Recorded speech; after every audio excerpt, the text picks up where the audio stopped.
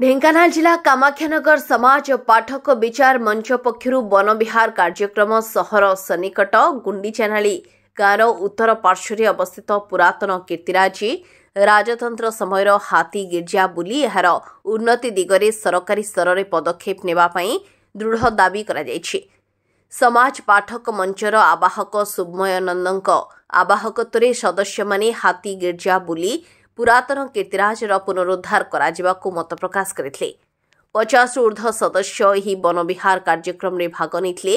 एथिरे वरिष्ठ सदस्य प्रभात कुमार दास, मलयरंजन पति, मदन मोहन बराड़, अमर प्रसाद सतपथी, ज्ञानरंजन मिश्र, शरत बेहेरा, निरंजन साहू, मंटू प्रधान, प्रकाश कुमार पात्र, सौम्यरंजन नायक, प्रहलाद मुदुली, अनिल नायक, निहार राउत, मधुसूदन राउत एवं समस्त सदस्य उपस्थित थिले।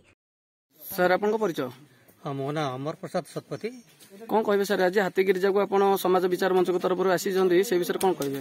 आगुरी जो छोट होइतलु हाथी गिरिजा हाथी खेदा एमती कहूले आम जेजेमा माँ बापा एम आम शुणुलु एमती हाथी धरा होता राजा राजा अमल केमती ट्रेनिंग दिया होता आटा देखार गोटे प्रबल आग्रह था उत्साह था आटा आज देखिपारू खूब खुशी आम कौन कहे सर ये जो रास्ता ऊपर कौन सरकार को कौन चाप पकेबे? निहाती रास्ता गोटे निहाती गोटे माने समस्ते आसी पारला भलिया गोटे सबुदिन रास्ता दरकार एठी जोटा निहाती आवश्यक सो दैट एमती हेले कौन हम ना अनेक लोक आसिक जगार सौंदर्य देखि पारे एवं आम जिलार यहाँ गोटे दर्शनीय स्थान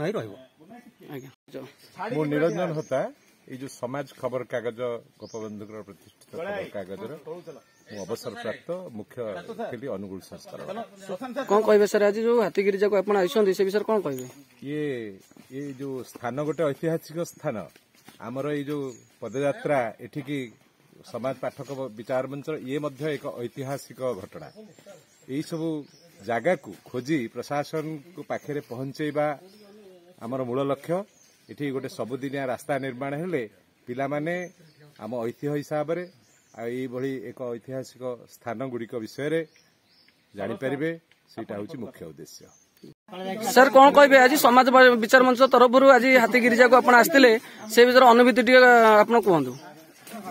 हाथी गिरिजा हूँ आम अंचल गोटे लुचि रही गोटे ऐतिहासिक कीर्तिराजी जोटा कि 500,000 वर्ष तले ये रजा माने गोटे स्वतंत्र स्थान तैयारी करथिले जोटी हाथी मान को धरा जाउथला एवं प्रशिक्षण दिया जाउथला किंतु ये जगहटा ए पर्यंत लोकलोचन बाहर अच्छी एवं एठी आसीबा पई स्वतंत्र रास्ता नहीं।